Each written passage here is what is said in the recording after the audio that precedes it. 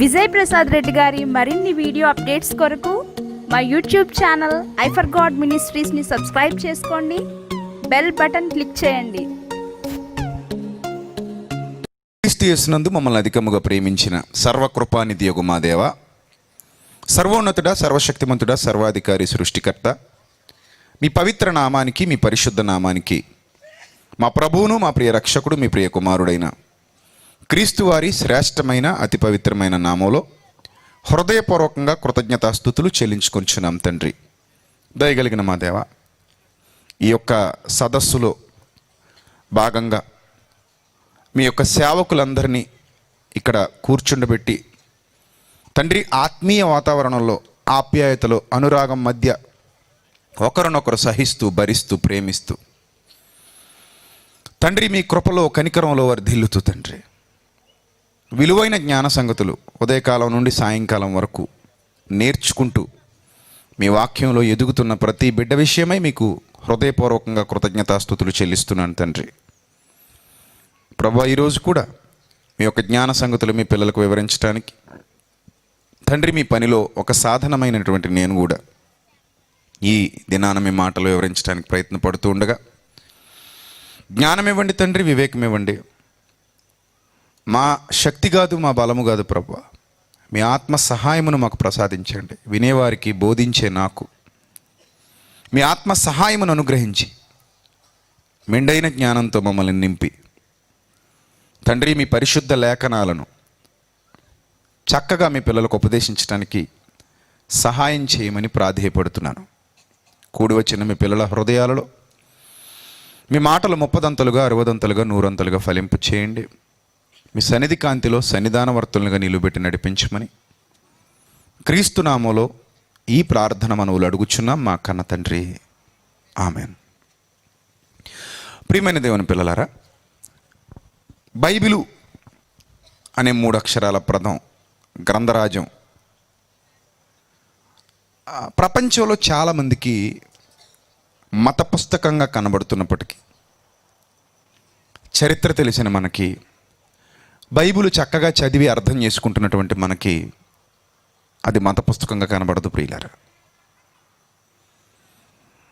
ఒక విషయాన్ని మీరు జాగ్రత్తగా ఆలోచన చేస్తే, ప్రపంచ చరిత్ర ఏదైతే చెప్పలేక ఆగిపోయిందో, బైబిలు ఆ ప్రపంచ చరిత్ర ఆగిపోయిన ఎన్నో విషయాలను ప్రపంచానికి విప్పి చెప్పింది.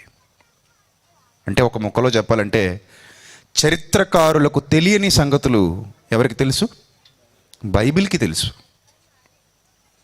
హిస్టోరియన్స్ చెప్పలేకపోయిన ఎన్నో నిజాలు బైబిల్ చెప్పింది ప్రియులారా.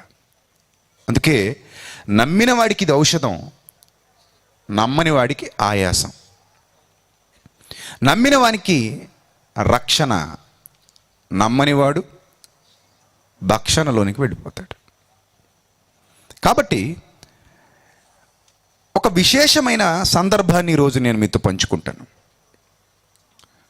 ఐగుప్తు ప్రాంతంలో ప్రపంచానికి ఇప్పటికీ అంతు చిక్కని, ప్రపంచానికి ఇప్పటికీ అంతుబట్టని పిరమిడ్ నిర్మాణం అనేది మీ అందరికీ తెలుసు. పిరమిడ్స్ అవి ఐగుప్తులో ఉంటాయి. పిరమిడ్స్ అనేవి ఎక్కడుంటాయి? ఈజిప్టులో ఉంటాయి. ఐగుప్తు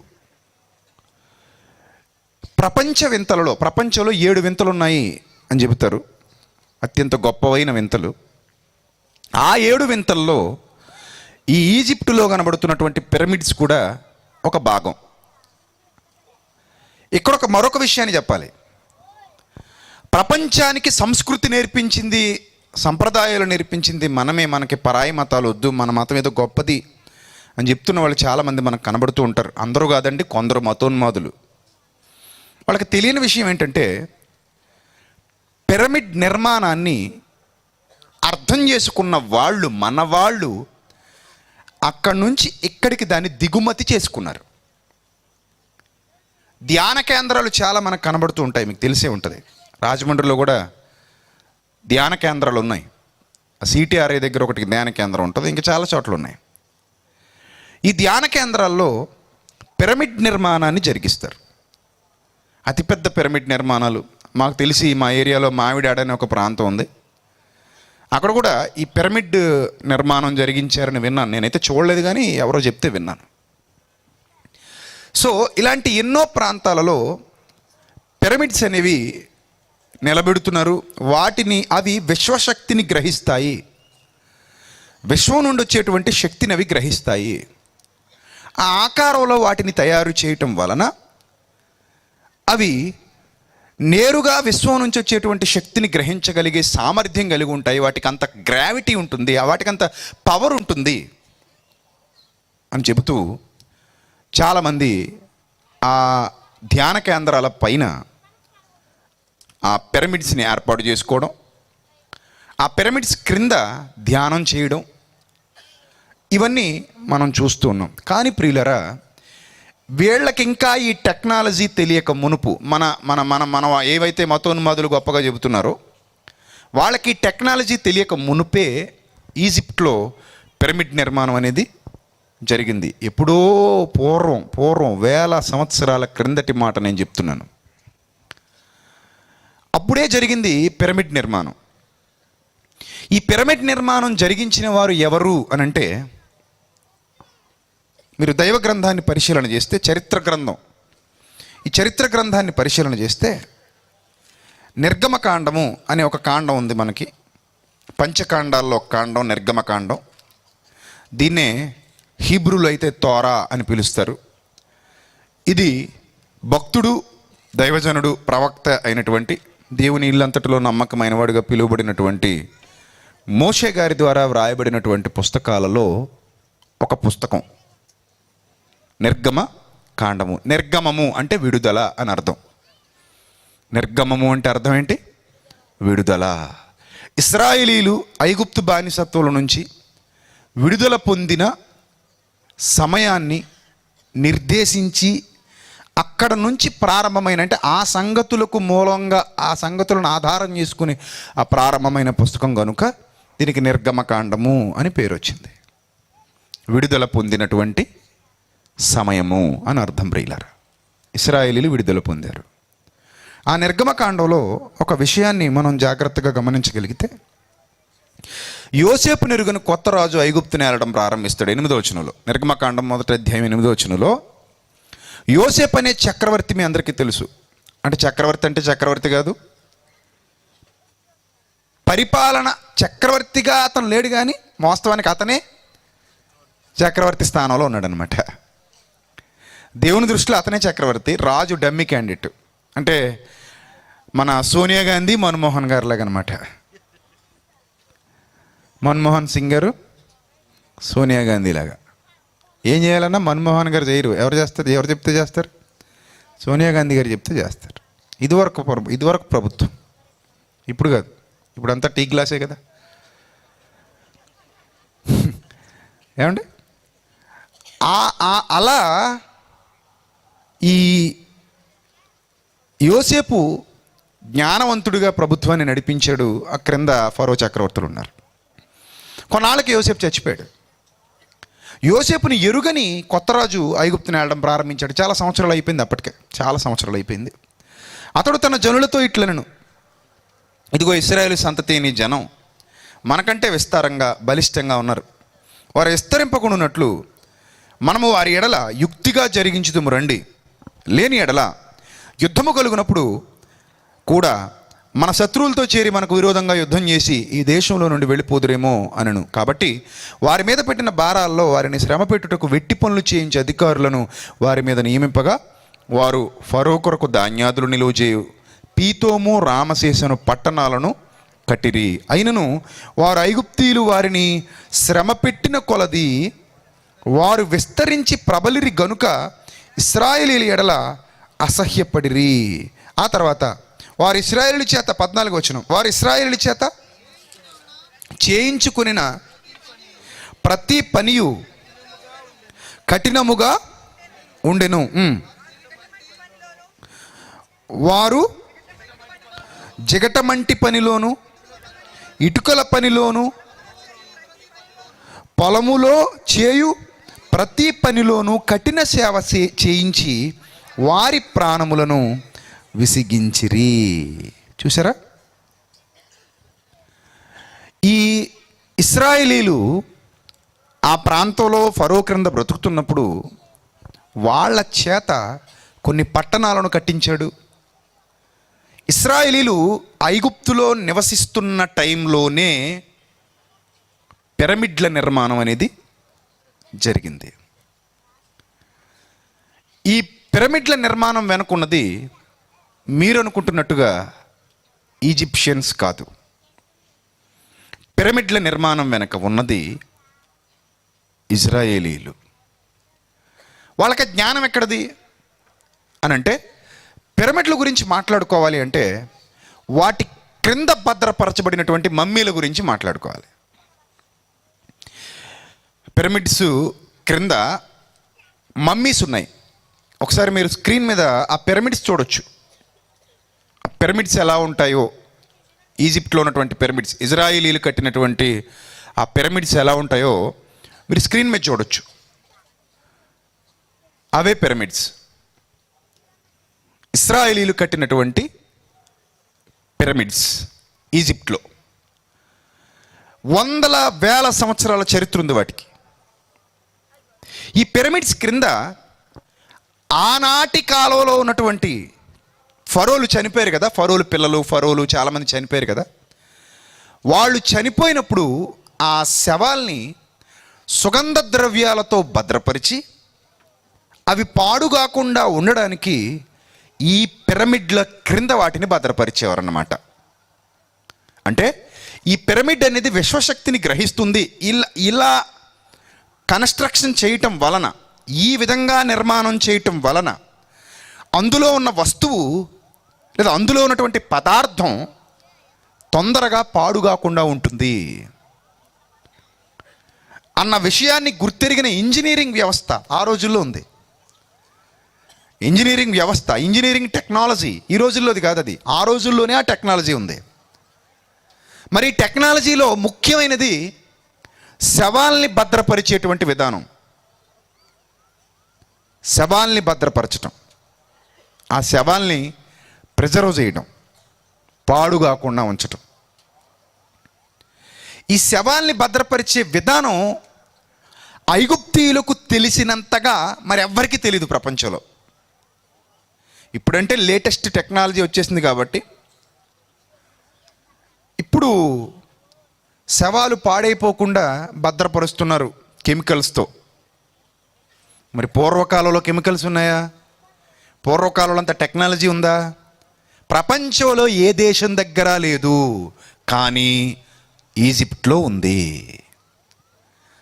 ప్రపంచంలో ఏ దేశంలోనూ శవాల్ని భద్రపరిచేటంతటి జ్ఞానం లేదు. అర్థమవుతుందా? కానీ ఎక్కడుంది? ఈజిప్ట్లో ఉంది. ఒకవేళ ఇండియాలో ఉందనుకోండి, మనకు కూడా పిరమిడ్లు ఉండేవి కదా, మనకు కూడా ఆ పిరమిడ్ల కింద శవాలు దొరికేవి కదా. అప్పుడు మన మతోన్మాదులను పట్టుకోలేకపోయేవాళ్ళం కదా. కాబట్టి ఇక్కడ టెక్నాలజీ లేదు, ప్రపంచంలో ఎక్కడా టెక్నాలజీ లేదు. మరి ఎక్కడుండేదంటే ఈ టెక్నాలజీ ఈజిప్ట్లో ఉండేది. ఈజిప్ట్లో ఈ టెక్నాలజీ ఎలా వచ్చింది? ఒక శవం అంటే ఒక మామూలు మట్టి దేహం, మనం కూడా శవాలు అవుతాం కదా. ఈ మట్టి దేహం కుళ్ళిపోకుండా కాపాడబడటం అనేది అది మామూలు విషయం కాదు కదా, చాలా గొప్ప విషయం. ఇప్పుడు వాటిని కాపాడుతున్నారు. ఎంబామింగ్ అంటారు దాన్ని.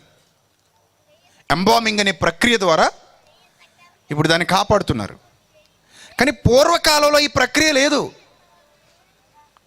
ఆ ప్రక్రియ లేని కాలంలోనే వాళ్ళు చాలా తెలివిగా ఆలోచించారు.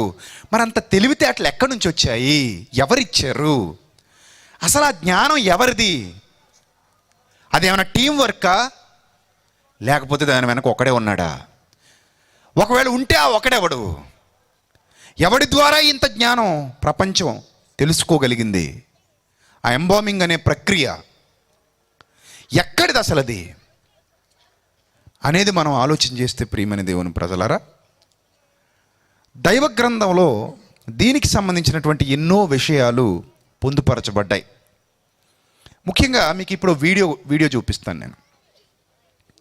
మనం చచ్చిపోయాం అనుకోండి, ప్రజెంట్ ఇప్పుడు మనం చచ్చిపోయాం అనుకోండి, 10 గంటల లోపు మన ఆర్గాన్స్ పనిచేస్తూ ఉంటాయి. మనం చెప్పాను కదా మీకు, అవయవ దానం చేయొచ్చా చేయకూడదు అనే పాఠంలో మొదటి రోజు అనుకుంటాను చెప్పాను మీకు. మన కిడ్నీలు ఎంతసేపు పనిచేస్తాయో, మన కాలేయం ఎంతవరకు పనిచేస్తుందో, మన చర్మం ఎంతవరకు పనిచేస్తుందో, ఇవన్నీ కూడా నేను మీకు చెప్పాను. అలా కొంత సమయం వరకు మన ఆర్గాన్స్ పనిచేస్తూ ఉంటాయి. తర్వాత విషపూరితమైన రసాయనాలు ఈ శరీరంలో ఉన్నటువంటివి మారిపోయి దుర్వాసన ప్రారంభమవుతూ క్రమక్రమంగా మన శరీరం కుళ్ళిపోవడం ప్రారంభిస్తుంది, కుళ్ళిపోతుంది.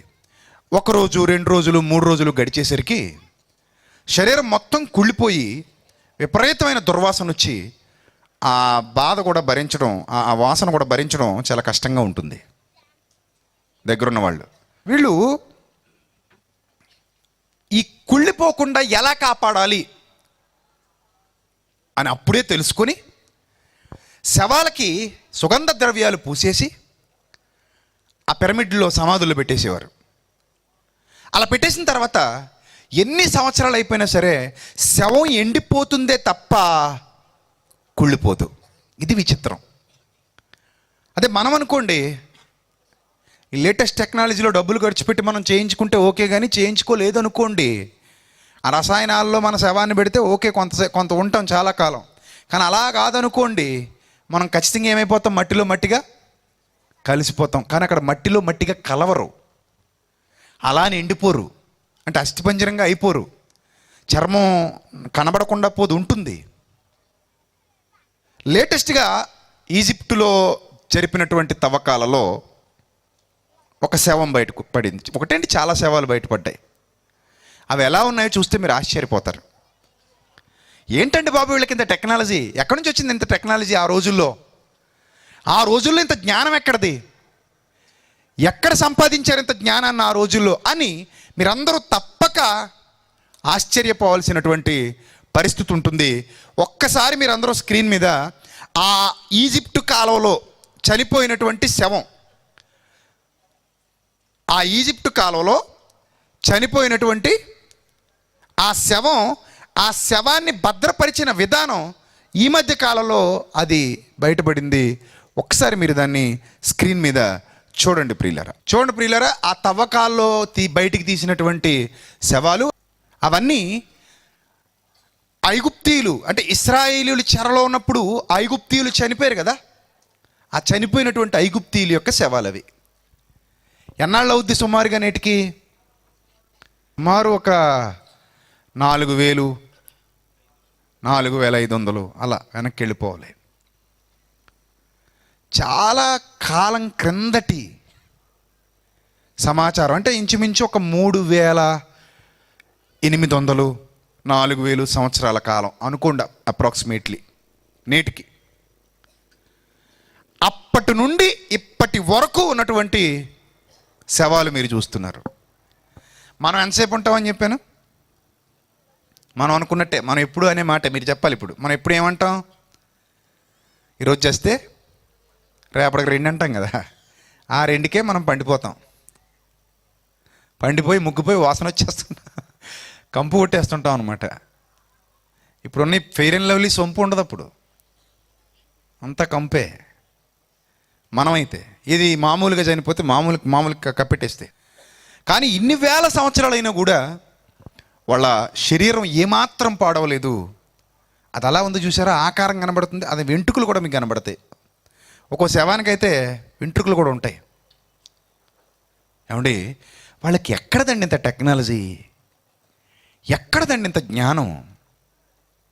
ఎక్కడి నుంచి వచ్చిందండి ఐగుప్తీలకి జ్ఞానం అని అంటే ప్రియులరా, యోసేపు ఐగుప్తుకు వెళ్ళేంత వరకు వాళ్ళకి జ్ఞానం లేదు.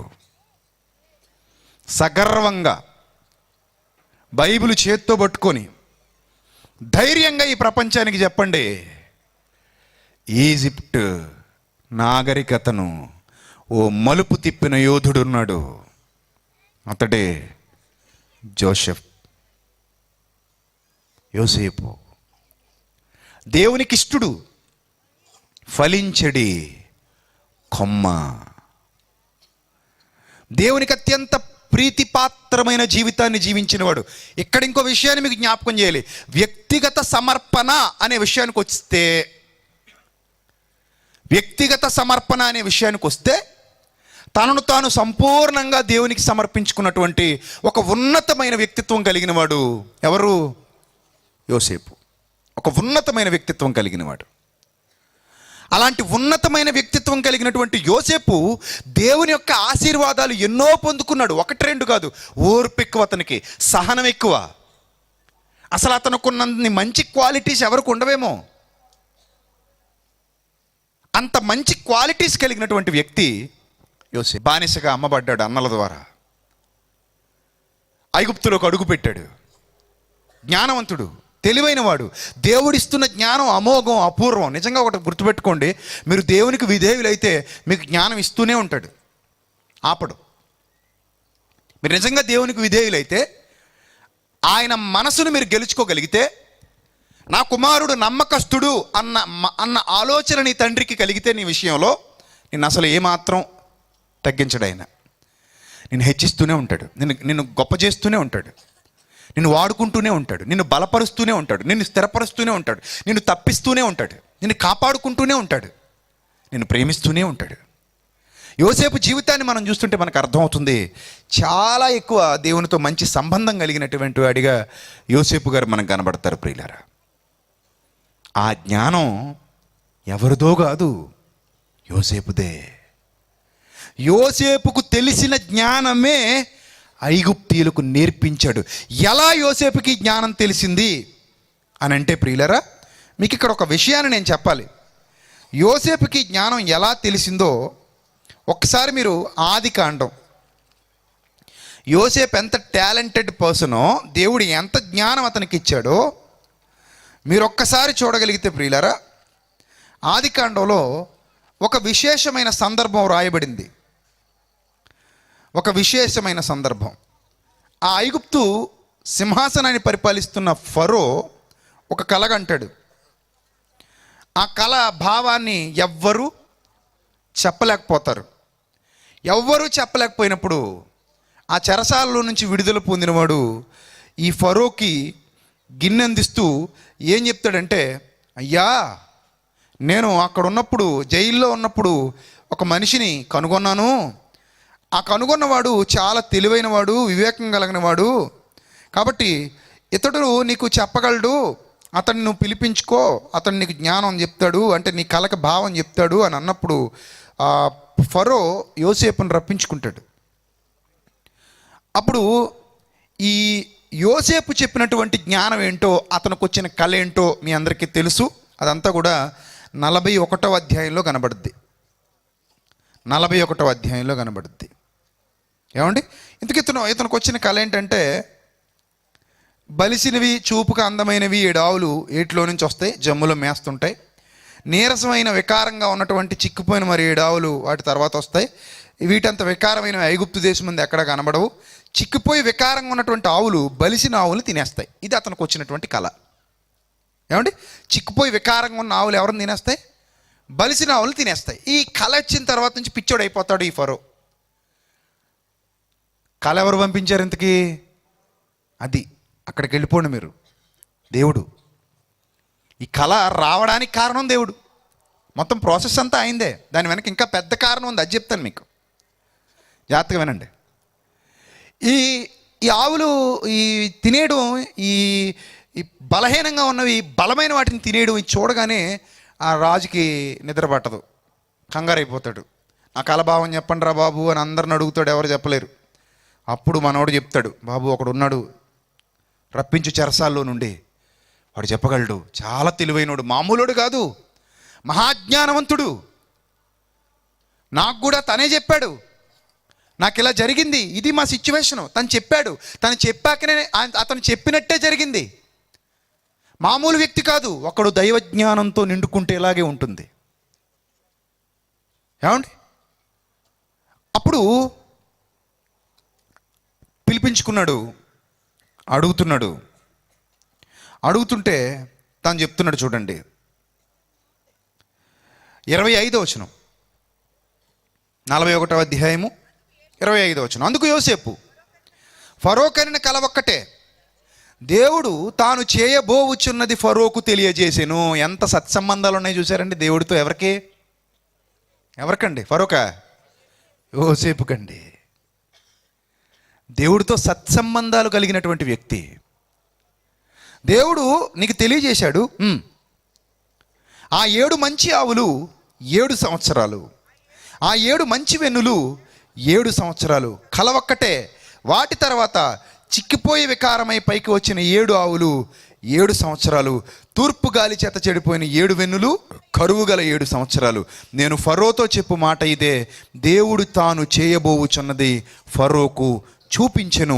ఇదిగో ఐగుప్తు దేశం అంతటా బహు సమృద్ధిగా పంట పండు 7 సంవత్సరాలు వస్తున్నాయి. ఇక్కడ నుంచి కౌంట్ చేసుకో. ఈ 7 years బస్తాలు పిగిలిపోతాయి, గొడవలు సరిపోవు నీకు. విపరీతంగా పంట పండేస్తుంది, విపరీతంగా పంట. అసలు ఎక్కడ దాచుకోవాలో తెలియనంత పంట డబ్బల్ త్రిబుల్ పండేస్తుంటుంది. 7 ఏళ్ళు. ఈ 7 ఏళ్ల తర్వాత మరో 7 ఏళ్ళు వస్తాయి. అసలు భూమి మీద ఒక పిచ్చి మొలక కూడా మొలవదు. ఈ 7 ఏళ్ల సమృద్ధి ఈ 7 ఏళ్లలో వినాశనంగా మారబోతుంది. ఒక భయంకరమైన వినాశనం ఐగుప్తు మీదకి రాబోతుంది. 7 + 7. ఒక 7 సమృద్ధి, మరో 7 వినాశనం. ఆ వినాశన కాలంలో ఐగుప్తు గజగజలాడిపోతుంది, ఐగుప్తు వణికిపోతుంది. అసలు చూద్దామంటే పిచ్చి మొక్క కూడా మొలవదు, చూద్దామంటే మొలవదు, ఒక గడ్డి పరక కూడా మొలవదు. అంత కఠినంగా ఈ నేల మారిపోబోతుంది. ఇది భవిష్యత్తు అని చెప్పేశాడు. అప్పుడు ఫరో అంటాడు కదా, బాబు మరి నేనేం చేయను, నా వల్ల ఏం కాదు, నేను డమ్మీ క్యాండిడేట్ని, ఏదోటి చేయి బాబు, నువ్వే చేయాలి ఏం చేసినా. చూడండి, అందుచేత 33, కాబట్టి అంటున్నాడు ఫరో, వివేక జ్ఞానములు గల ఒక మనుష్యుని చూచుకొని ఐగుప్తు దేశం మీద అతను నియమింపవలను. ఫరో అట్లు చేసి ఈ దేశం పైన అధిపతులు నియమించి సమృద్ధిగా పంట పండు 7 సంవత్సరములలో ఐగుప్తు దేశమంతటా 5వ భాగం తీసుకోవాలి. ఎంత జ్ఞానం చెప్తున్నాడు చూడండి. రాబో ఈ మంచి సంవత్సరంలో దొరక ఆహారం అంతయు సమకూర్చి ఆ ధాన్యం ఫరో చేతికి అప్పగించి ఆయా పట్టణాల్లో ఆహారమునకై భద్రము చేయవలెను. అది నోట్ చేసుకోండి. ఏం చేయవలెను? భద్రము చేయవలెను. దాన్ని జాగ్రత్తగా రౌండప్ చేసేయండి. ఏం చేయవలెను? భద్రము చేయవలెను. తర్వాత కరువు చేత ఈ దేశం నశించిపోకుండా ఆహారం ఐగుప్తు దేశంలో రాబో కరువు సంవత్సరములు 7ంటికి ఈ దేశం ముందు సంగ్రహముగా నుండునని ఫరోతో చెప్పెను. ఆ మాట ఫరో దృష్టికి అతని సమస్త సేవకుల దృష్టికి యుక్తమై ఉండెను కనుక అతడు తన సేవకులను చూచి ఇతని వలె దేవుని ఆత్మగల మనుష్యుని కనుగొనగలమా అంటే అక్కడే చెప్పేశాడు, మన ఈజిప్షియన్స్కి అంత సినిమా లేదు, మన ఐగుప్తులో అంత టాలెంటెడ్ పర్సన్స్ లేరు, ఐగుప్తులో ఉన్నోళ్ళు అంత గొప్పోళ్ళు ఏమీ కాదు. ఐగుప్తు నాగరికత అని గొప్ప మాటలు చెప్పొద్దు. ఐగుప్తు నాగరికతకు మూలం దైవ గ్రంథంలో ఉన్న మన యోసేపు. దైవ గ్రంథంలో ఉన్న మన యోసేపు లేకపోతే ఐగుప్తు 7 వింతలలో ఒక వింతనే స్థానానికి వెళ్ళి ఉండేదే కాదు. తెలుసుకోవాలి ఈ విషయాన్ని ప్రతి ఒక్కరు కూడా. దేవుని ఆత్మశక్తి గలవాడు యోసేపు. దేవుని ఆత్మ కలిగిన ఇతని వంటి వాడు మన కంట్రీలో ఎవడైనా ఉన్నాడు? అసలు ఎవడైనా ఉన్నాడు మన కంట్రీలో? అసలు ఎంత టాలెంటెడ్ పర్సన్ ఉన్నాడు, అసలు ఎంత జ్ఞానవంతుడు ఉన్నాడు, అసలు ఏమి జ్ఞానం, అసలు ఎంత గొప్ప జ్ఞానం అయ్యానిది అని ప్రతి ఒక్కరు కూడా అతని సేవకులతో సహా సలాంగొట్టారు. ఎవరికి? యోసేపుకి. అప్పుడు చూడండి ఏం జరిగిందో. మరియు ఫరో దేవుడిదంతయు నీకు తెలియపరిచను కనుక నీ వలె వివేక జ్ఞానములు గలవారు, మళ్ళీ రౌండప్ చేసేయాలి, ఎవ్వడూ లేడు అంటే మా ఐగుప్తుకి అంత లేదు. ఏమైనా ఉంటే నీలో దేవుని ఆత్మ ఉంది. ఎవ్వరూ లేరు. నీవు నా ఇంటికి అధికారివై ఉండాలి, నా ఇంటికే నువ్వు అధికారివై ఉండాలి, నా ప్రజలందరూ నీకు విధేయులైందురు, సింహాసనం మీద మాత్రమే నేను కూర్చుంటాను తప్ప నీకంటే పైవాడనే ఇందునని యోసేపుతో చెప్పిన. సింహాసనం మీద ఒక్కదాని మీద నాయన నీకంటే కొత్త ఎత్తుగా కనబడతాను తప్ప నీ ముందు ఆ ఎత్తు కూడా నాకు లేదు నాయన. కొంచెం ఎత్తు కూర్చోపోతే నాకున్న ఇజ్జత్ దెబ్బతినిపోతుంది కదా నాయన. లేకపోతే నా మనసులో ఉన్న ఫీలింగ్ ఏంటంటే నువ్వు సింహాసనం మీద కూర్చుంటే నీ కాళ్ళ దగ్గర కూర్చునే క్యారెక్టర్ అన్నది.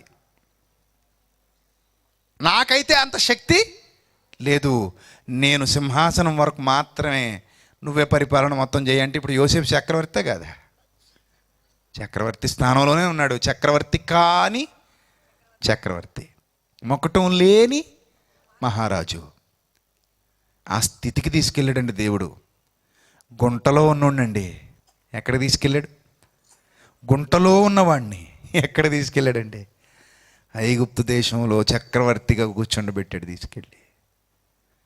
దేవునికి లోబడితే అంతే ప్రియులరా, మిమ్మల్ని అయినా అంతే, మర్చిపోకండి.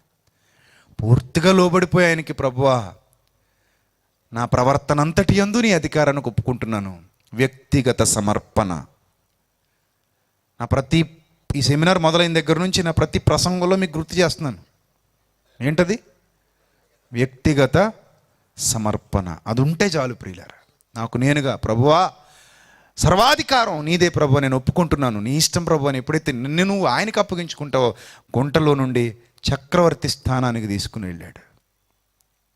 అప్పుడు ఇక్కడ నుంచి మీరు జాగ్రత్తగా ఆలోచించండి. ఫరో చూడుము, ఐగుప్తు దేశం అంతటి మీద నిన్ను నియమించి ఉన్నానని యోసేపుతో చెప్పాను. మరియు ఫరో తన చేతినున్న తన ఉంగరం తీసేసి యోసేపు చేతికి పెట్టేశాడు.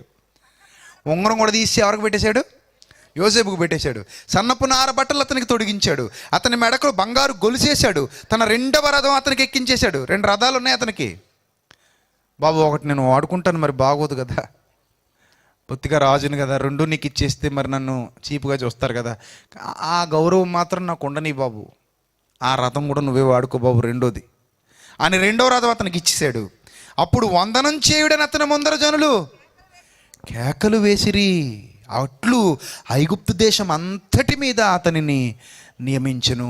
అతడే చక్రవర్తి అండి ఐగుప్తుకి. ఐగుప్తును పరిపాలించిన వాడు యోసేపు ప్రియులరా.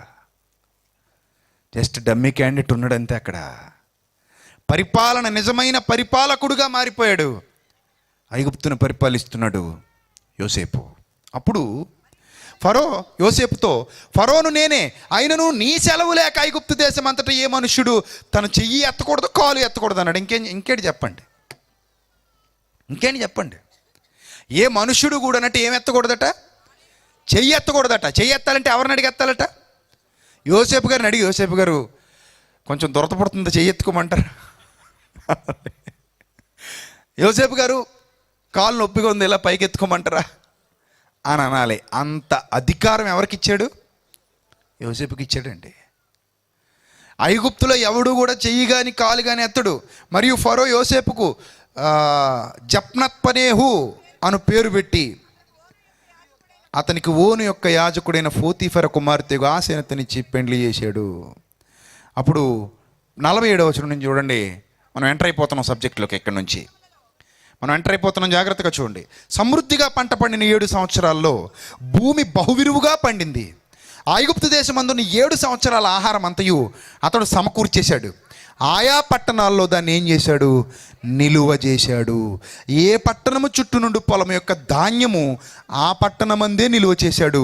యోసేపు సముద్రపు ఇసుక వలె అతి విస్తారముగా ధాన్యం పోగు చేశాడు. కొలుచుట అసాధ్యమాయను గనుక కొలుచుట మానేశాడు. ఇక్కడే అసలు రహస్యం ఉంది. 7 సంవత్సరాల పంట, ఎన్ని సంవత్సరాలు దాయాలి దాన్ని? మరో 7 సంవత్సరాలు దాయాలి. ఈ 7 సంవత్సరాల నుంచి ఆ 7 సంవత్సరాలకి మొత్తానికి 14 సంవత్సరాలు. మొదటి 7 సంవత్సరాల పంట మొదటి 7వ సంవత్సరం వరకు దాచి, మొదటి పంట 1లో పండిన పంట 8లో తినాలి. గమనించండి, 1లో పండిన పంట ఎప్పుడు తినాలి? 8లో తినాలి. 2లో పండిన పంట 9లో తినాలి. 3లో పండిన పంట 10లో తినాలి. 4 11, 5 12, 6 13, 7 14. ఈ విధంగా ఆ కరువును జయించాలి. ఇది యోసేపు గారి యొక్క మైండ్లో రన్ అవుతున్నటువంటి ప్లాన్. ఈ ప్లాన్ ప్రకారంగా ఈ ధాన్యాన్ని అంతటిని 7 ఏళ్ళు పోగు చేయాలి. 7 ఏళ్ళు దానికి ఒక నెంబరింగ్ ఇవ్వాలి.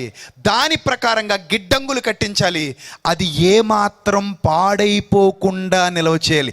ధాన్యాన్ని నిల్వ చేయడం అంటే అంత సామాన్యమైన సంగతి కాదు ప్రియులారా. ఏమాత్రం తేడా వచ్చినా మొత్తం ధాన్యం ఏమైపోద్ది? పూసిపోద్ది, పాడైపోద్ది. చాలా జాగ్రత్తగా భద్రపరచాలి. పురుగు పట్టేస్తుంది. పురుగు పట్టేసిందంటే ఇంక మళ్ళీ దాన్ని మనం కాపాడుకోలేము. చాలా ప్రమాదం ఉంది ధాన్యం కాపాడడంలో. చాలా చోట్ల మీకు ఒక బెస్ట్ ఎగ్జాంపుల్ చెప్తాను. ఇప్పుడు మన ఆంధ్రప్రదేశ్ ప్రభుత్వం మొన్న మధ్య బియ్యం పాడైపోయాయని తీసుకెళ్ళి, కందిపప్పు పాడైపోయిందని తీసుకెళ్ళి ఎక్కడ పడేశారో తెలుసా? సముద్రంలో పారబోసారు. చాలాసార్లు గొడౌన్స్లో బియ్యం పాడైపోతుంటే తీసుకెళ్ళి ప్రజలకేమో ఎవరో లోపల దాస్తారు. బియ్యం, కందిపప్పు ఇలాంటి సరుకులు సముద్రాల్లో పారబోస్తుంటాయి మన ప్రభుత్వాలు. మీరు ఇంటర్నెట్లోకి వెళ్ళి చెక్ చేయండి. ఎన్నిసార్లు ఎంత సరుకు పడేశారో మీకు చాలా వివరాలు మీకు ఎక్కడ దొరుకుతాయి? ఇంటర్నెట్లో దొరుకుతాయి. ఎంత సరుకు పడేశారో. మన చంద్రబాబు నాయుడు గారి ప్రభుత్వం వచ్చినప్పుడు కూడా, ఈ ప్రభుత్వ కాలంలో కూడా గిడ్డంగుల్లో పాడైపోయినటువంటి ధాన్యాన్ని తీసుకెళ్ళి ఎక్కడ పడేశారు? సముద్రంలో కలిపేశారు. ఇంత టెక్నాలజీ ఉన్న రోజుల్లో, ఇంత టెక్నాలజీ ఉన్న ఈ దినాల్లో ధాన్యాన్ని కాపాడుకోలేక ఎక్కడ పోస్తున్నారు? తీసుకెళ్ళి సముద్రాల్లో పోస్తున్నారు. మరి ఆ టైంలో 7 ఏళ్ల పంట ఒక్క గింజ కూడా పోలేదండి. ఒక్క గింజ కూడా పాడైపోకుండా కాపాడాడు. That is the God's technology. అది అసలైన ఇంజనీరింగ్ అంటే. ఆ టైంలో అతనికి దేవుడిచ్చిన జ్ఞానం గింజ భద్రంగా కాపాడటం, గింజ పాడైపోకుండా కాపాడటం. ఆ గింజను పాడైపోకుండా కాపాడి 1, 8, 7, 14కి అక్కడ నుండి ఇక్కడి వరకు ధాన్యం అంతటినీ పోగేశాడు, విస్తారంగా పోగేశాడు. అతని దగ్గర ఉన్నది చుట్టుపక్కల దేశాలకు కూడా అమ్మేంతగా పోగేశాడు. అది దేవుడు అతనికి ఇచ్చిన భద్రపరిచేటువంటి జ్ఞానం ప్రియులరా.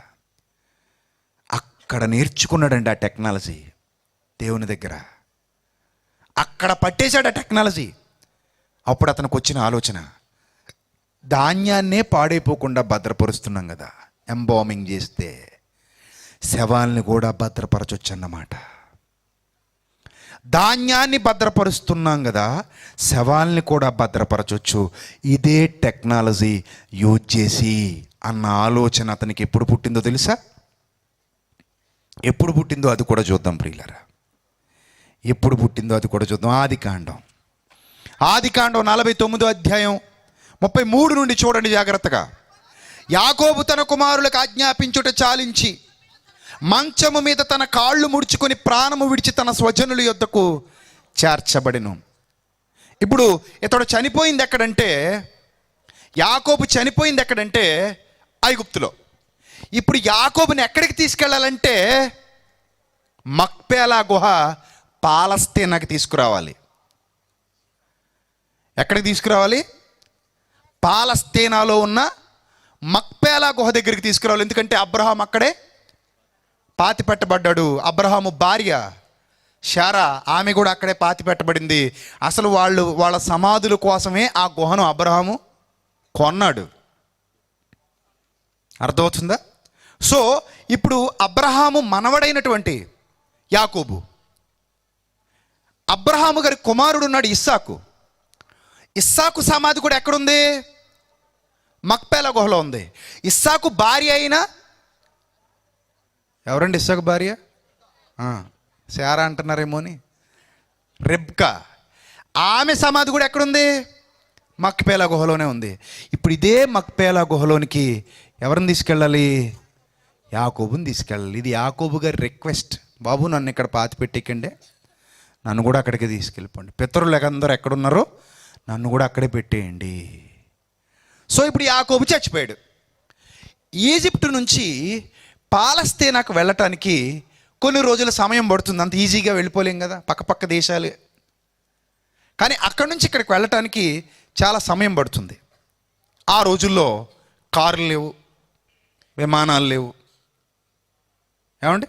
సో కార్లు లేవు, విమానాలు లేవు కాబట్టి అక్కడి నుంచి ఇక్కడికి రావడానికి సమయం పడుతుంది. నేను జస్ట్ జార్దాన్ రావడానికంటే నేను జార్దాన్ నుంచి ఇజ్రాయెల్ రావడానికే నాకు ఇంచుమించు 2 గంటలేమో టైం పట్టింది ఫ్లైట్ మీద. ఏమండి? మరి పాలస్తీనాకు రావాలి. ఎక్కడి నుంచి రావాలి? ఐగుప్తు నుంచి రావాలి. ఐగుప్తు నుంచి పాలస్తీనాకు రావడానికి కారు మార్గంలో అయితే 9 గంటలు పడుతుందండి ఇంచుమించుగా. 9:30 గంటలు, 10 గంటలు పట్టొచ్చు. విమానం మీద అయితే 2 గంటలు, 3 గంటల లోపల వచ్చేయచ్చేమో. ఇంటర్నెట్లో చూడండి, మీకు అర్థమైపోద్ది. సో కొంత టైం పడుతుంది. ఆ రోజుల్లో వస్తే దేని మీద రావాలి వీళ్ళు? రథం మీద రావాలి. రథం మీద వస్తే మరి శవం కంపు కొడతా కొట్టదా? కొట్టేస్తుంది. అప్పుడు యోసేపు బుర్రలో ఒక పదునైన ఆలోచన మెదిలింది. అదే ఎంబామింగ్. ఇప్పుడు ఏం చేయాలి? మా నాన్న శవాన్ని కొన్ని గంటల పాటు లేదా కొన్ని రోజుల పాటు నేను కాపాడాలి. అక్కడి నుంచి ఇక్కడికి వచ్చేంత వరకు. అది రథం మీద కాబట్టి అది 3 రోజులు పట్టొచ్చు, 4 రోజులు పట్టొచ్చు, లేదా 5 రోజులు పట్టొచ్చు. ఆ రోజుల్లో ఇప్పట్లాగా మంచి రహదారులు లేవు. కొండ ప్రాంతాల్లో నుంచి రావాలి. కొండ ప్రాంతాల్లో నుంచి రావాలి కాబట్టి 10 రోజులు పట్టొచ్చు. ఎందుకంటే ఆ రోజులు వేరు కాబట్టి. మట్టి దారులు, కొండ దారులు, ఆ ఎడారి మార్గాలు ఉండొచ్చు. ఆ అడవుల మధ్యలో నుంచి రావాల్సిన పరిస్థితి ఏర్పడి ఉండొచ్చు. అలా రావడానికి ఆ రోజుల్లో చాలా సమయం పడుతుంది. ఇప్పుడు ఉన్నట్టుగా తారు రోడ్లు, సిమెంట్ రోడ్లు, మంచి రోడ్లు ఉండవు కదా, 100 సంవత్సరాల క్రిందట కదా. అప్పుడు ఆలోచించాడు, మా నాన్నగారి శవాన్ని అక్కడికి తీసుకెళ్ళాలి. ఎలా తీసుకెళ్ళాలి? భద్రం చేసి తీసుకెళ్ళాలి. ఈ ధాన్యాన్ని ఇన్ని సంవత్సరాలు భద్రం చేయగలిగిన వాడిని శవాన్ని భద్రం చేయలేనా? ఇదే టెక్నాలజీ అక్కడ యూజ్ చేద్దాం. ధాన్యాన్ని భద్రపరిచినట్టే శవాన్ని కూడా భద్రపరుద్దాం అనుకున్నాడు జ్ఞానవంతుడు యోసేపు. అప్పుడు చూడండి, వర్క్ స్టార్ట్ చేశాడు. యోసేపు తన తండ్రి ముఖం మీద పడి అతని గూర్చి ఏడ్చి ఆ తండ్రి శవాన్ని ముద్దు పెట్టుకున్నాడు, యాకోబుని. తరువాత యోసేపు సుగంధ ద్రవ్యములతో తన తండ్రి శవమును సిద్ధపరచవలెనని తన దాసులైన, అది కూడా రౌండ్ చుట్టేయండి, ఎవరిళ్ళు? తన దాసులైన వైద్యులకు ఆజ్ఞాపించెను. చూసారా? అతని దాసులు ఉన్నారు, వాళ్ళకి టెక్నాలజీ నేర్పించాడు, వాళ్ళకే ఆజ్ఞాపించాడు, రెడీ చేయండి అయ్యా, మా నాన్నను భద్రపరచాలి. ఇప్పుడు రెడీ చేయండి, మా నాన్నను భద్రపరచాలి. ఆ సుగంధ ద్రవ్యములతో తన తండ్రి శవమును సిద్ధపరచవలనని తన దాసులకు ఆజ్ఞాపించెను. ఆ వైద్యులు ఇశ్రాయేలును సుగంధ ద్రవ్యములతో సిద్ధపరిచిరి. సుగంధ ద్రవ్యములతో సిద్ధపరచబడు వారి కొరకు దినములు సంపూర్ణమగునట్లు అతని కొరకు 40 దినములు సంపూర్ణమాయెను. ఎన్ని రోజులు పట్టిందట అది సిద్ధం అవడానికి? 40 డేస్. అంటే ఆ శవానికి సుగంధ ద్రవ్యాలు పూత పూస్తున్నారు. ఒకరోజు ఒక పూత, అది ఆరిన తర్వాత మరో పూత, అది ఆరిన తర్వాత ఇంకో పూత, దాని మీద మరో పూత. ఇలా 40 రోజుల పాటు ఆ యొక్క శవాన్ని సుగంధ ద్రవ్యాలు పూసి సిద్ధం చేస్తున్నారు. కుళ్ళిపోకుండా కాపాడేటువంటి ప్రక్రియ. ధాన్యం పాడైపోకుండా దేవుడు జ్ఞానం ఇచ్చాడు, అదే జ్ఞానాన్ని యూజ్ చేశాడు. కుళ్ళిపోకుండా కాపాడగలిగేటువంటి ప్రక్రియను ప్రారంభించాడు. ఎవడండి బైబిల్ని చిన్న పుస్తకం అన్నోడు? ఎవడండి అసలు బైబిల్ని చిన్న పుస్తకం అన్నోడు? చరిత్రకు పాఠాలు నేర్పిస్తుంది బైబిల్. చరిత్రకు నేర్పిస్తుందండి పాఠాలు. ఈ ప్రపంచ చరిత్రకు తెలియవండి సంగతులు. ఎక్కడదే టెక్నాలజీ ఈజిప్షియన్స్కి అని అడిగితే ఒక్క హిస్టోరియన్ కూడా చెప్పలేడు. వీళ్ళు ఏమంటారు తెలుసా?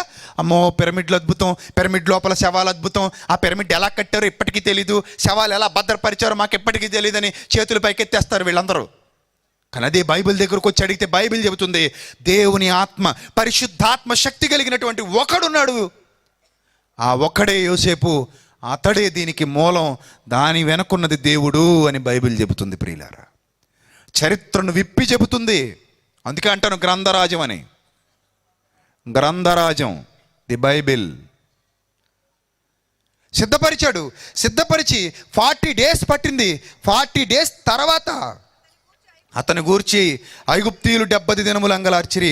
అతను గూర్చిన అంగరాల్పు దినములు గడిచిన తర్వాత యోసేపు ఫరో ఇంటి వారితో మాట్లాడి, మీ కటాక్షము నా మీదనున్న ఎడల మీరు అనుగ్రహించిన మనవి ఫరో చెవిని వేసి నా తండ్రి నా చేత ప్రమాణం చేయించి, ఇదిగో నేను చచ్చిపోతున్నాను, కనానులో నా నిమిత్తం సమాధి తవ్వించి తిని కదా, అందులోనే నన్ను పాతి పెట్టాలి. కాబట్టి సెలవైతే నేను అక్కడికి వెళ్ళి నా తండ్రిని పాతిపెట్టి మరలా వచ్చేదనని చెప్పుడనెను. అప్పుడు ఫరో అతడు నీ చేత చేయించిన ప్రమాణము చొప్పున వెళ్ళి నీ తండ్రిని పాతి పెట్టమని సెలవిచ్చెను. కాబట్టి యోసేపు తన తండ్రిని పాతి పెట్టుటకు అప్పుడు రథముల మీద శవమును పట్టుకొని ప్రయాణము చేసెను. 40 రోజుల తర్వాత ప్రయాణం చేస్తున్నాడు. అంతకు ముందే ప్రయాణం చేశారనుకోండి, శవం ఏమైపోద్ది? కుళ్ళిపోద్ది, పాడైపోద్ది. మా నాన్న శవం పాడవకూడదు అనుకున్నాడు. మా నాన్న శవం పాడవకూడదు, జాగ్రత్తగా తీసుకెళ్ళి సమాధిలో పెట్టాలి అని అనుకున్నాడు. సిద్ధం చేయించాడు. అతని సేవకులందరూ, ఐగుప్తు పెద్దలందరూ, యోసేపు ఇంటి వారందరూ, అతని సహోదరులందరూ, అతని తండ్రి ఇంటి వారు వెళ్ళిరి. వారు తమ పిల్లలు, తమ గొర్రెల మందలు, తమ పశువులు మాత్రం గోషెను దేశంలో విడిచిపెట్టిరి. మరియు రథములు, రౌతులు అతనితో వెళ్ళినందున ఆ సమూహము బహువిస్తారమాయను. యోర్ధానునకు అవతలనున్న అటదు కళ్ళము నొద్దకు చేరి అక్కడ బహుఘోరముగా అంగలార్చిరి. అతడు తన తండ్రిని గురించి 7 దినములు దుఃఖము సలిపెను. ఆ దేశమందు నివసించిన కనానీయులు అటదు కళ్ళము నొద్ద ఆ దుఃఖము సలుపుడు చూచి, ఐగుప్తీయులకు ఇది మిక్కుటమైన దుఃఖమని చెప్పుకొనిరు గనుక దానికి అబేల్ మిస్రాయిము అని పేరు పెట్టబడెను. అది యోర్ధానుకు అవతలనున్నది. అతని కుమారులు తన విషయమై అతడు వారికి ఆజ్ఞాపించినట్లు చేసిరి. అతని కుమారులు కనాను దేశమునకు అతని శవమును తీసుకుని పోయి మక్పేలా పొలమందున్న గుహలో అతని పాతి పెట్టిరి. అంటే చాలా సమయం పట్టింది, 7 రోజులు పైనే పట్టింది. అంతకుముందే 7 రోజులు ఏడ్చాడని ఉంది ఇక్కడ. 7 రోజులు ఏడ్చాడు. అంతకుముందు ఎన్ని రోజులు సిద్ధపరచడానికి? 40 రోజులు. ఏమంటే వీళ్ళందరూ అంగలారుస్తున్నారంటే ఎన్ని రోజులు పట్టిందో తెలీదు. అన్ని రోజులు మాత్రం ఆ శవం ఏమవ్వలేదు, కుళ్ళిపోలేదు, పాడైపోలేదు. అదండి టెక్నాలజీ. అప్పుడు తీసుకెళ్ళాడు. ఎక్కడ పెట్టాడు? మక్పేలా గుహలో పెట్టాడు. ఈ మక్పేలా గుహ ఎక్కడుందో తెలుసా? ఇప్పుడు పాలస్తీనాలో ఉంది. ఎప్పటికీ అబ్రహాం గారి సమాధి అక్కడే ఉంది. చాలా పవిత్రంగా ఉంటుంది వాళ్ళకి ఆ ప్రదేశం. ఇబ్రహీమ్స్ ఓక్ అని ఒక చోట ఉంటుంది, ఒక ప్రాంతం ఉంటుంది. ఇబ్రహీమ్స్ టూంబ్ అదొక చోట ఉంటుంది. ఈ అబ్రహాము గారు ఉన్నటువంటి ఆ ప్రాంతం పాలస్తీనాలో ఉంది ప్రియులరా. ఆ శవం, ఆ సమాధులు ఉన్నటువంటి ప్రాంతం. అబ్రహాము గారి సమాధి ఒక చోట ఉంటుంది. ఆ అబ్రహాము గారి సమాధి పైన ఒక గ్రీన్ క్లాత్ కప్పేశారు. ఆ గ్రీన్ క్లాత్ కింద పెద్ద నుయ్యి లాంటి తవ్వారు. ఆ లోపల ఉంటుంది అబ్రహాము గారి సమాధి. దాని మీద ఎప్పుడు ఒక దీపం వెలుగుతూ ఉంటుంది. ఎవరిని కూడా ఆ లోపలికి తొంగి చూడాలంతే. అక్కడ ఆ ప్లేస్లోకి వెళ్ళిన తర్వాత ఆ డోర్ మాత్రం ఓపెన్ చేయరు. మనం తొంగి చూస్తున్నప్పుడు లోపల ఒక దీపం వెలుగుతూ ఉంటుంది. ఆ పక్కనే శారా గారి సమాధి. భార్యాభర్తలు ఇద్దరు పక్కనే ఉంటారు. ఈ గదిలో ఆయన ఉంటారు, ఆ పక్కన శారా సమాధి ఉంటుంది. ఎదురుగా 2 గుడారాలు మనకు కనబడతాయి. ఒకటేమో ఇస్సాకు సమాధి, ఒకటేమో రెబ్కా సమాధి. ఆ దిగువ భాగానికి మనం వెళ్ళిపోతే ఆ దిగువ భాగంలో యోసేపు, యాకోబు, తర్వాత యాకోబు గారి ఒక భార్యది మాత్రం అక్కడ ఉండదు. ఒక భార్య వేరే చోట ఉంటుంది, రాహేల్ది. సో వాళ్ళందరి సమాధులు కూడా మనకు ఆ మక్పేలా గుహలో నేటికి దర్శనమిస్తున్నాయి. ఒకసారి మీరు ఆ వీడియో స్క్రీన్ మీద చూడండి ప్రియులారా. ఆ మార్గం అంతా మీరు చూడొచ్చు.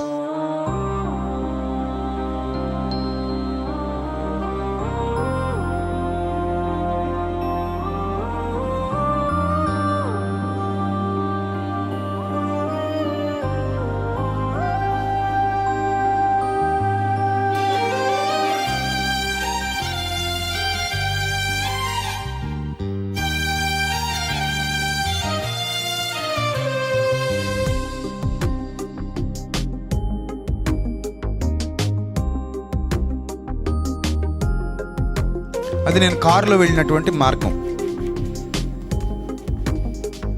ఆ మార్గం గుండా అంటే ఇప్పుడు ఆ రోడ్స్ అవి వచ్చాయి, కానీ పూర్వకాలంలో అది చాలా ఎత్తైన కొండలు.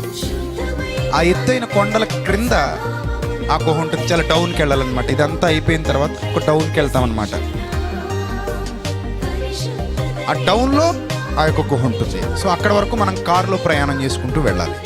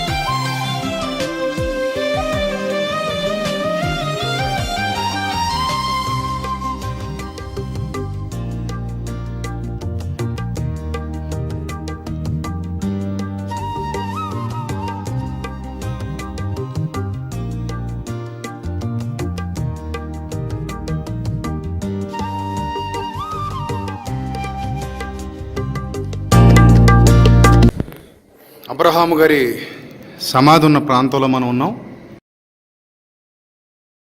హెబ్రోన్లో మక్పేలా గుహలో అబ్రహాము గారు సమాధి చేయబడ్డారు. సో అది ఇదే, ఈ క్రింది భాగంలోనే అబ్రహాం గారి సమాధి ఉంది. మనం ఇప్పుడు అబ్రహాం గారి సమాధి చూస్తున్నాం. ఈ ప్రాంతంలోనే అబ్రహాం గారు, ఇదే మక్పేలా గుహ, ఆ మక్పేలా గుహలోనే అబ్రహాం గారు సమాధి చేయబడ్డారు. ఇది పై భాగం. ఇక లోతైన భాగంలో అబ్రహాం గారు సమాధి మనకు కనబడుతూ ఉంటుంది. అది చాలా లోతుగా ఉంటుంది. సో ఇప్పుడు మనం అక్కడికి వెళ్తున్నాం. ఆ లోతైన ప్రాంతాన్ని కూడా మనం చూద్దాం.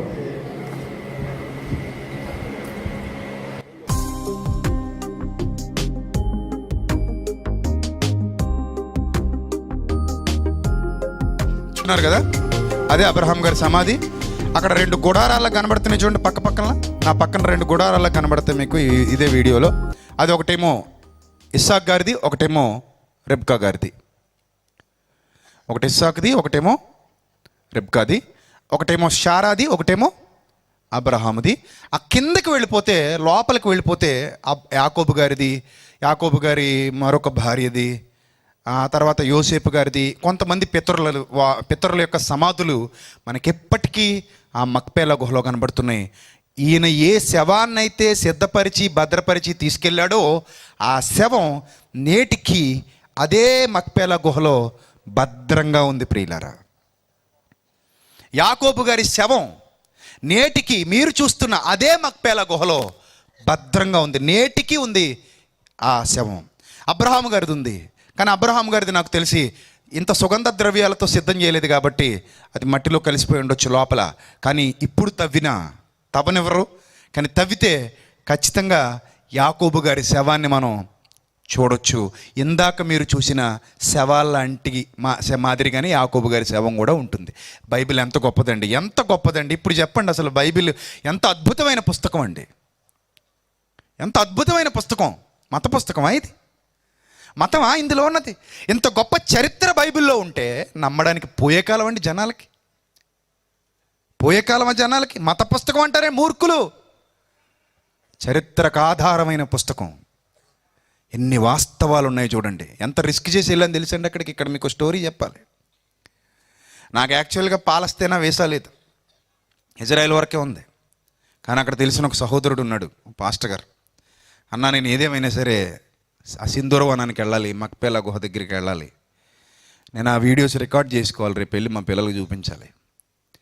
ఏం చేస్తావు తెలియదు, వెళ్ళిపోదాం అన్నాను. అన్న రిస్క్ అన్న, ఏరియా మంచిది కాదు, పాలస్తీనాకి ఇజ్రాయెల్కి అసలు పడదు, మనం వెళ్తే కొంచెం ఇబ్బంది అవ్వచ్చు, అది రిస్క్, మంచిది కాదు అని చెప్పాడు ఆయన. పర్లేదులే చూద్దాం, అక్కడికి వెళ్ళాక ఏదోటి అవుద్ది, మొత్తం మీద వెళ్ళాలనుకుంటున్నాను, వెళ్దాం అంతే అని చెప్పేసి అక్కడున్న డ్రైవర్ని ఒక్కడిని మాట్లాడుకుని తెలివిగా బోర్డర్ దాటి వెళ్ళిపోయాం. అక్కడ డ్రైవర్ని అరేంజ్ చేసుకుని వెళ్ళిపోయి మేము అక్కడ దిగామో లేదో అప్పుడే అక్కడ ఉన్న వాళ్ళు ఎవరో స్కెచ్ చేసేసారు మమ్మల్ని దారి తప్పించేయడానికి. మహా క్రూరులు ఉంటారు అక్కడ, వాళ్ళకి డబ్బులు ఉండవు సరిగా. పాలస్తీనా అనేసరికి ఇప్పుడు ఇజ్రాయెల్ బాగుంటుంది, పాలస్తీనా కొంచెం రిస్కీ ఏరియా. సో ఆ పాస్టర్ గారు నాకు అక్కడికి వెళ్ళాక చెప్పాడు, ఏమండి బాబు ఇక్కడ కొంచెం వీళ్ళు ఉంటారు మతోన్మాదులు లాంటి, ఆ టైప్ మతోన్మాదులు, కొంచెం తేడాగాలండి బాబు వీళ్ళు, ఏమైనా ఉంటే మనల్ని చంపేసైనా మన దగ్గర ఉన్న తీసేసుకుంటారు, అనవసరంగా మనం బుక్ అయిపోతాం, కంగారు పడొద్దు, జాగ్రత్తగా తెలివిగా వ్యవహరించాలనేసరికి ఇక్కడ ఎవడో వచ్చాడు, ఇటు ఇటే అబ్రహాం గారి సమాధి అంటున్నాడు. నాకు డౌట్ వచ్చి ఇటు పక్క చూస్తే బోర్డు కనబడుతుంది, అక్కడికి ఏరో మార్క్ ఉంది. ఏమంటే ఏరో మార్క్ ఇటు కనబడుతుంది, ఇడేమి ఇటు రమ్మంటున్నాడు. మా భాష ఆడికి అర్థం అవుతుందండి, ఈయనకి అర్థమవుతుంది. ఈ డ్రైవర్ ఉన్నాడు కదా, ఈ డ్రైవర్ మాట్లాడుతున్నాడు.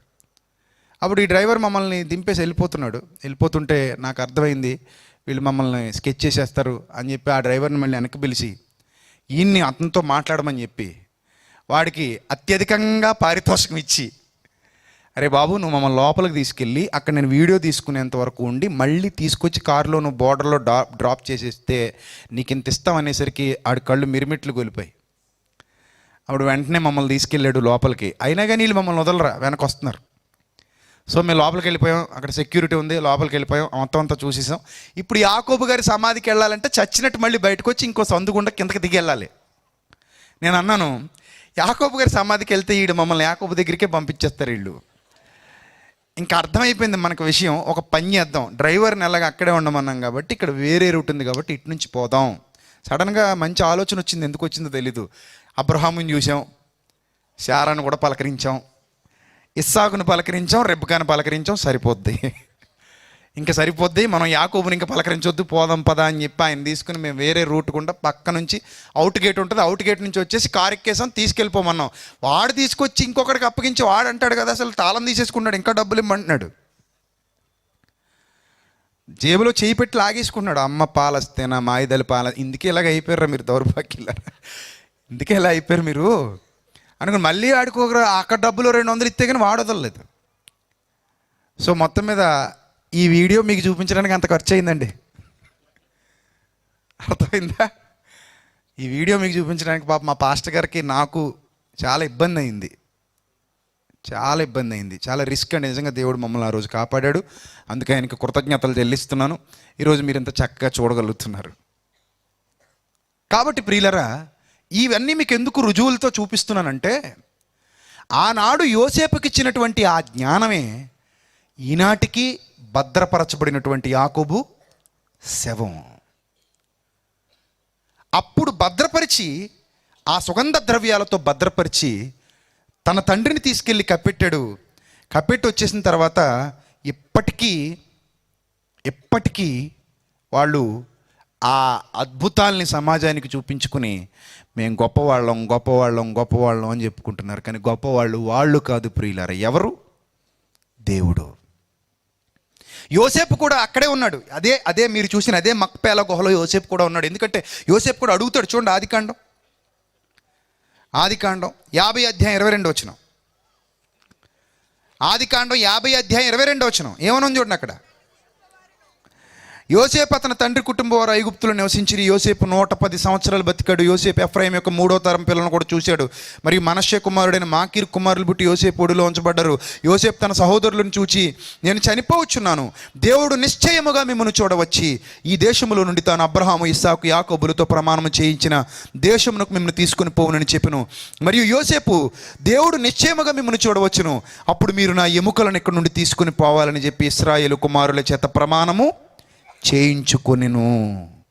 నన్ను కూడా తీసుకెళ్ళిపోండి, మా నాన్న ఉన్న చోటే నన్ను కూడా పాతిపెట్టండి. అక్కడే ఉందండి యోసేపు గారి సమాధి కూడా. అవకాశం దొరకలేదండి, లేకపోతే వెళ్ళి అది కూడా జాగ్రత్తగా ట్రై చేద్దాం. కానీ అంత రిస్క్ చేసే అంత రిస్క్ చేయాలని నాకు అనిపించలేదు. ఇంకెందుకులే ఇక్కడికి వచ్చి వీళ్ళ చేతిలో పడ్డాం, జాగ్రత్తగా వచ్చేద్దామని వచ్చేసాం. ఏమంటే అక్కడే ఉంది, ఆ కింద భాగానికి, ఆ గుహల్లో కొంచెం కింద భాగానికి వెళ్ళిపోతే ఫుల్ సెక్యూరిటీ ఉంటుంది అక్కడ. కాకపోతే వేరే మార్గం గుండా వెళ్ళాలి. అక్కడ మా సమాధి మనకు కనబడుతుంది. కానీ అక్కడ దొంగలు ఎక్కువ ఆ ఏరియాలో. ఏమండి ఆ తర్వాత మీరు జాగ్రత్తగా చూడగలిగితే నిర్గమకాండం 13వ అధ్యాయంలో 19వ వచనానికి రండి. అతను కోరుకున్నాడు కదా, ప్రమాణం చేయించుకున్నాడు. ఎవరు ప్రమాణం చేయించుకున్నది? యోసేపు. ఎవరితో ప్రమాణం చేయించుకున్నాడు? వాళ్ళతో, వాళ్ళ సంతానంతో ప్రమాణం చేయించుకున్నాడు. మీరు వెళ్ళిపోయేటప్పుడు నన్ను తప్పకుండా తీసుకుపోండి, నన్ను మాత్రం ఇక్కడ ఉంచకండి, నన్ను ఇప్పుడు భద్రం చేసేసి తీసుకెళ్ళిపోండి, ఎముకలు తీసుకెళ్ళిపోండి అన్నాడు. అలాగే యోసేపును కూడా భద్రం చేసేసారు. యోసేపు కూడా భద్రపరచబడ్డాడు. భద్రపరచబడ్డ యోసేపును కూడా తీసుకుని వెళ్ళిపోయారు. చూడండి, భద్రపరచబడ్డాడు 26వ వచనంలో ఉంటుంది. ఆదికాండం 50 అధ్యాయం చివరి మాట అదే. యోసేపు 110 సంవత్సరముల గలవాడై మృతి పొందెను. వారు సుగంధ ద్రవ్యములతో అతని శవమును సిద్ధపరిచి ఐగుప్తు దేశమందు ఒక పెట్టెలో ఉంచిరి. చూసారా, యోసేపు కూడా కుళ్ళిపోలేదండి, అంటే మొత్తం మట్టిలో కలిసిపోలేదు, అలా ఉన్నాడు, ఒక ఆకృతి, అంటే భద్రపరచబడి ఉన్నాడు. ఇప్పుడు నిర్గమకాండం 13:19 వెనకరండి. మరియు మోషే యోసేపు ఎముకలను తీసుకుని వచ్చెను. అతడు దేవుడు నిశ్చయముగా దర్శనమిచ్చినప్పుడు మీరు నా ఎముకలను ఎక్కడి నుండి తీసుకుని పోవాలని ఇశ్రాయేలు చేత రూఢిగా ప్రమాణము చేయించుకొనెను. ఎంత గొప్ప విశ్వాసం చూడండి ప్రియులారా, ఎంత గొప్ప విశ్వాసం. ఏమండి, ఖచ్చితంగా మీరు బయటికి వెళ్తారు, అప్పుడు నన్ను కూడా తీసుకెళ్ళిపోయి మా పితరులు ఎక్కడైతే ఉన్నారో అక్కడే పెట్టేయండి అని బ్రతిమలాడుకున్నాడు, ప్రమాణం చేయించుకున్నాడు. అదేవిధంగా యోసేపుని తీసుకెళ్ళిపోయారు, అక్కడే పెట్టేశారు. ఇప్పటికీ యోసేపు శవం ఎక్కడుంది? అక్కడే ఉంది. యోసేపుకున్న విశ్వాసం, అసలు ఈ చరిత్ర అంతా, ఈ విధానం అంతా చూస్తుంటే మనకి ఏమర్థం అవ్వాలి తెలుసా? ఈ చరిత్ర అంతటిని బట్టి దేవుడు మనకి లేదా ఈ ప్రపంచానికి ఒక పాఠాన్ని, భవిష్యత్తు పాఠాన్ని నేర్పించాలనుకున్నాడు. ఆ భవిష్యత్తు పాఠమే మృతుల పునరుద్ధానం. అర్థమవుతుందా? హెబ్రీ పత్రిక 11వ అధ్యాయము 22వ వచనం జాగ్రత్తగా చూడండి ప్రియులారా, ముగించుకుందాం. హెబ్రీ పత్రిక 11వ అధ్యాయము 22వ వచనం చూడాలి. యోసేపు తనకు అవసాన కాలము సమీపించినప్పుడు విశ్వాసమును బట్టి ఇశ్రాయేలు కుమారుల నిర్గమమును గూర్చి ప్రశంసించి తన శల్యములను గూర్చి వారికి ఆజ్ఞాపించెను. దేనిని బట్టి?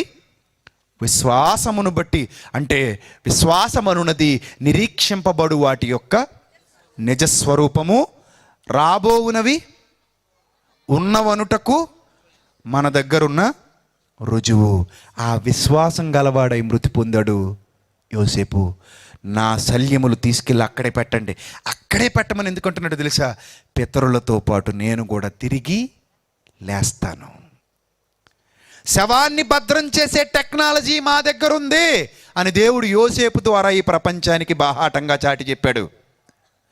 శవాల్ని భద్రం చేసే టెక్నాలజీ నా దగ్గర ఉంది, ఇది మీకు రుజువు. మృతుల పునరుద్ధానాన్ని ప్రతి ఒక్కడు నమ్మి తీరాలి, ఇది మీకు రుజువు. అది యోసేపు ద్వారా నేను చూపించాలనుకుంటున్నాను ఈ ప్రపంచానికి. ఈ చరిత్ర అంతా చదువుకుని వస్తే ఎన్ని విషయాలు చెప్పేస్తున్నాం చూడండి మనం ప్రపంచానికి. ఎన్ని విషయాలు చెప్తున్నామండి మనం. చివరిగా కన్క్లూజన్ ఇస్తున్నాం. ఏమనో తెలుసా? మృతుల పునరుద్ధానాన్ని గురించి ప్రతి ఒక్కడు నమ్మాలి గనుక యోసేపు ద్వారా దేవుడు ఈ ప్రాజెక్ట్ చేయించాడు. ఎవరి ప్రాజెక్ట్ ఇది? God's project. ఈ ప్రాజెక్ట్ దేవుడు చేయించాడు. మృతుల పునరుద్ధానం ఉందని ప్రతి ఒక్కడు నమ్మి తీరాలి. శవాల్ని భద్రపరిచే టెక్నాలజీ దేవుడి దగ్గర ఉంది. అది యోసేపు ద్వారా జస్ట్ శాంపిల్ చూపించాడు. యేసుక్రీస్తు కాలం వచ్చింది, 3వ దినాన ఆయన తిరిగి లేపాడు. అప్పుడు ఆయన లేచిన తర్వాత అనేకుల పరిశుద్ధుల శరీరాలను కూడా లేపి చూపించాడు. అనేకుల పరిశుద్ధుల శరీరములు లేచెను, చూపించాడు సమాజానికి. ఇది టెక్నాలజీ నా దగ్గర ఉంది, భవిష్యత్తులో మొత్తం ప్రపంచానికి ఈ టెక్నాలజీని చూపించబోతున్నాను అన్నాడు. క్రైస్తవులారా, మీరు దీన్ని నమ్మాలి. ఇది మీ విశ్వాసంలో భాగం కావాలి. నేను చనిపోయి పాతి పెట్టబడతాను, ప్రభువు రాకడలో నేను మరలా తిరిగి మహిమ దేహంతో లేస్తాను. అదే నేను సర్వలోక న్యాయాధిపతి 2వ ఆల్బంలో రాసిన పాట. మానవ దేహాలకుంది మహిమ రూపము, నిరీక్షణతో ఎదురు చూస్తే నిత్య జీవము.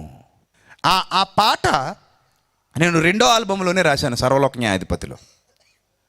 ఆ విషయాన్ని గట్టిగా నమ్మారండి భక్తులందరూ. మనమే నమ్మాలి. మనం నమ్మకపోతే మనకి పరలోకం రాదు ప్రియులారా. మీరు అప్పులు తీరుస్తాడని నమ్మాను, రోగాలు తగ్గిస్తాడని నమ్మాను, తలపూడి తగ్గిస్తాడని నమ్మాను, అదెవడో మన రాజమండ్రి గీకుడు బాబాలాగా తెల్లెంటుకులు నల్లగా మారుస్తాడంటే నమ్మాను అని అనకండి.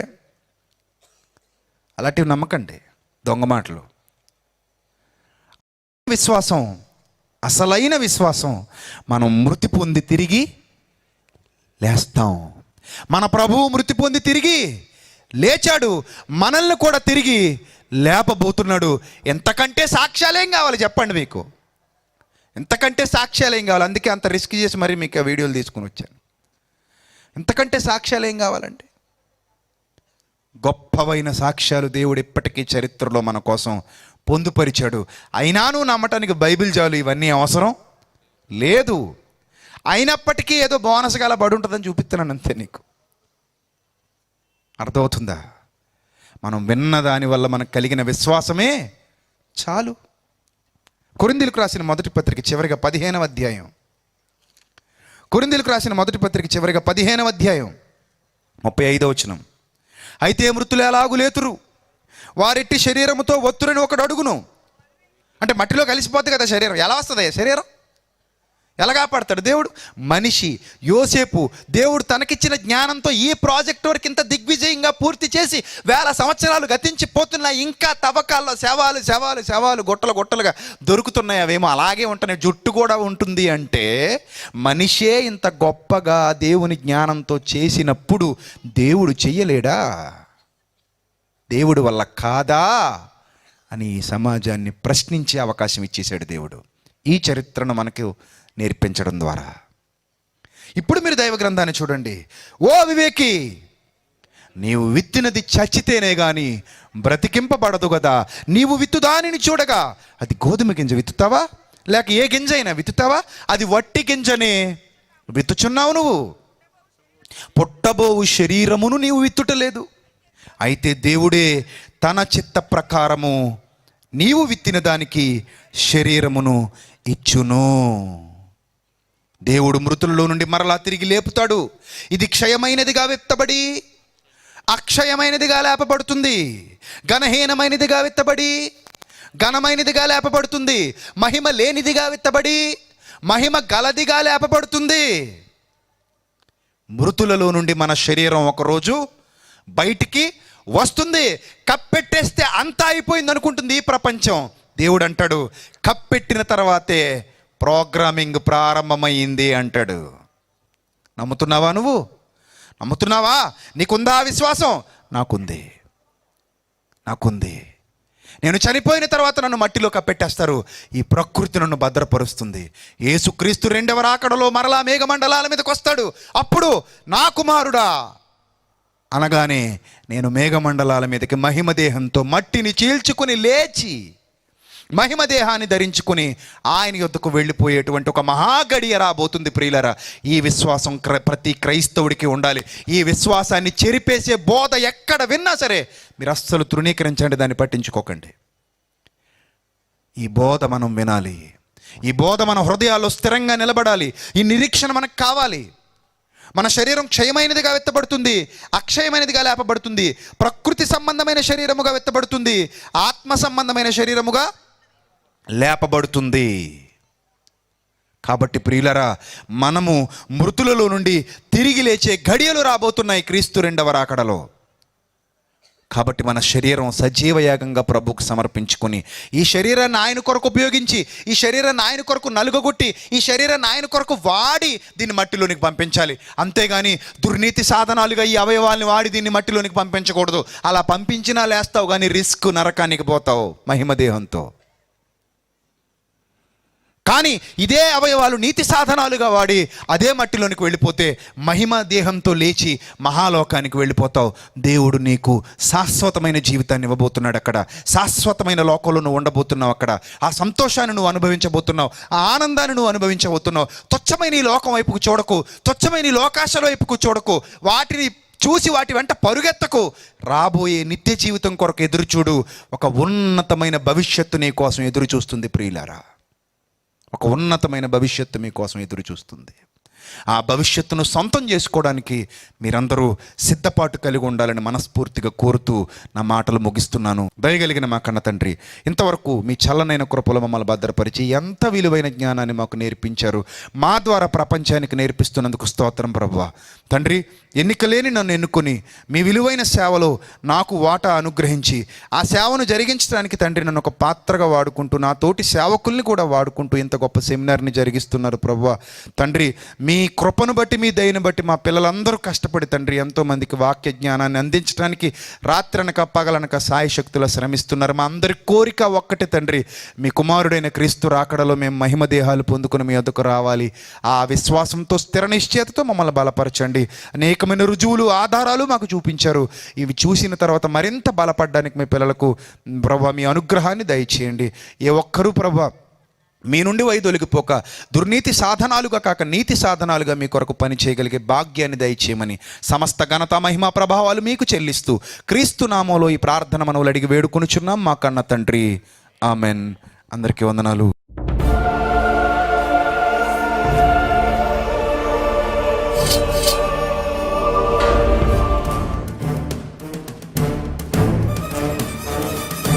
ఆది నీవే, అంతం నీవే, ప్రభవం నీవే, ప్రళయం నీవే, అల్ఫయు నీవే, ఓమెఘయు నీవే, విలయం నీవే, స్థిర నిలయం నీవే. గగనం భువనం సకలం నీవే, జగతిని నడిపే జ్యోతివి నీవే. సమరం అమరం సర్వము నీవే, అన్ని నామాలు ప్రణమిల్లే సర్వోన్నత నామం నీవే, సర్వోన్నత నామం నీవే.